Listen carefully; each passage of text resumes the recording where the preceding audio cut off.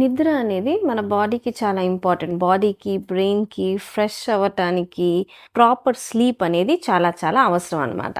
కొన్నిసార్లు గురక పెట్టే వాళ్ళలో ఏమవుతుంది అంటే, అప్పుడప్పుడు వీళ్ళలో బ్రీతింగ్ అనేది కొంచెంసేపు సడెన్‌గా ఆగి, మళ్ళీ కొంచెం ఎఫర్ట్ పెట్టి బ్రీత్ తీసుకుంటారనమాట. సో, ఆ గురక వింటా ఉంటే కొంచెం మనకనిపిచ్చిద్ది మధ్యలో ఇబ్బంది పడుతున్నారు అని. ఇది ఏప్నియా అంటాం అనమాట. అంటే మనకి బ్రీతింగ్ సరిగ్గా లోపలికి వెళ్ళకుండా బ్లాక్ అవుతుంది. అంటే నాలుక దగ్గర, థ్రోట్ దగ్గర కొంచెం వెనక్కెళ్ళి బ్లాక్ అవ్వడం వల్ల కొంచెం సేపు ఇది ఏప్నియా అని వచ్చిద్దనమాట. అంటే బ్రీతింగ్ అనేది సరిగ్గా అందదు. ఆ టైంలో మనం ఆక్సిజనేషన్ చెక్ చేసినా కూడా ఆక్సిజన్ అనేది తక్కువగా ఉంటుందన్నమాట. దీన్ని ఇట్లా తరచూ జరుగుతూ ఉంటే దీన్ని అబ్స్ట్రక్టివ్ స్లీప్ ఏప్నియా అంటాం అనమాట. ఇది చాలా మందికి ఉంటుంది. ఫ్యామిలీలో రన్ అవుద్ది.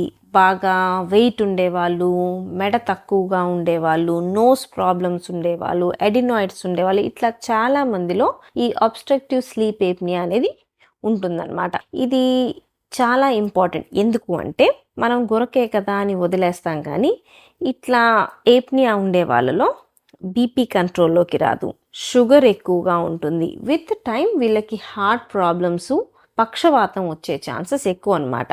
ఎన్నోసార్లు నా స్ట్రోక్ పేషెంట్స్కి చెప్తాను, గురక ఎక్కువగా ఉంది అంటే మనం దాన్ని నిర్లక్ష్యం చేయకూడదు, చెప్పండి అని. కాకపోతే షుగర్ మంచి కంట్రోల్లో పెట్టుకుంటారు, బీపీ కంట్రోల్లో పెట్టుకోవడానికి మ్యాక్సిమం ట్రై చేస్తూ ఉంటారు, కానీ ఈ నిద్ర విషయం మాత్రం చెప్తే పెద్దగా పట్టించుకోరనమాట.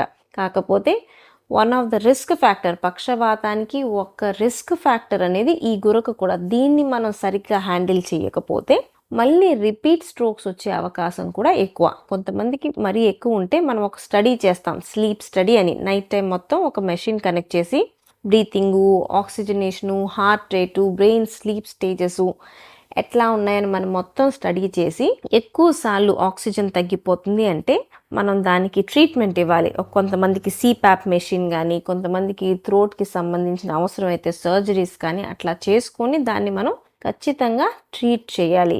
దొరకే కదా అని ఎప్పుడు మనం దాన్ని నిర్లక్ష్యం చేయకూడదు.